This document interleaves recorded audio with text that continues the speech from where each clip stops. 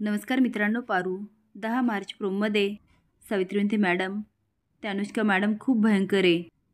आयल्या म्हणते, म्हणजे पारू सांगत होती ते सगळं अगदी खरं आहे. पहिले तर प्रिया अनुष्काची बाजूने बोलत असते आणि आयल्याला सारखी जाणीव करून देते अनुष्का ह्या घरची होणारी सून आहे.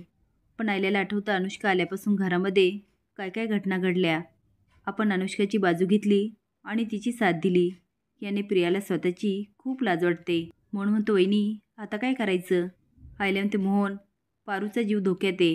ही अनुष्का सावित्रीला मारू शकते तर पारूलाही मारू शकते. ती कुठे आहे याचा शोध घ्या. आपले माणसं कामाला लावा. इकडे आदित्य आणि पारू दिशाच्या फॅक्टरीमधील गोडाऊनात पोहोचतात.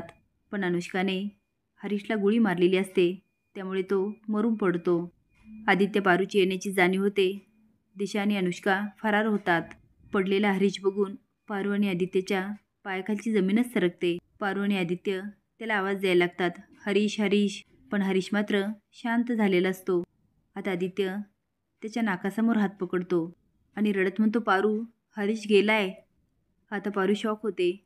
इकडे आयल्या म्हणते, हे जे काही अनुष्काने केलं ना ते माफ करण्यासारखं नाही आहे. तेवढ्यात आदित्यचा फोन येतो. तो रडत म्हणतो, आई आई त्यांनी हरीशला मारलंय. आयल्याचा फोन स्पीकरवर असतो. हे ऐकून सगळ्यांच्या पायाखालची जमीनच सरकते. पण गणी आणि साई पण मिसिंग असतात. आता पारूला त्यांची खूप काळजी वाटते. ती म्हणते, आदित्य सर गणी आणि साई त्यांचं काय झालं असणार. आदित्य म्हणतो, पारू. तेवढ्यात पारूला फोन येतो. पारू म्हणते, हां बा.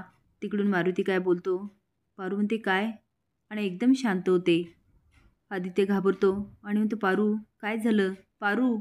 तो तिच्या जवळ जातो. खांद्यावर हात ठेवून म्हणतो, पारू अगं काय झालं, कुणाचा फोन होता. पारू म्हणते, आदित्य सर बाचा फोन होता. गणी. असेच नवीन अपडेट जाण्यासाठी लाईक आणि सबस्क्राईब करा. धन्यवाद.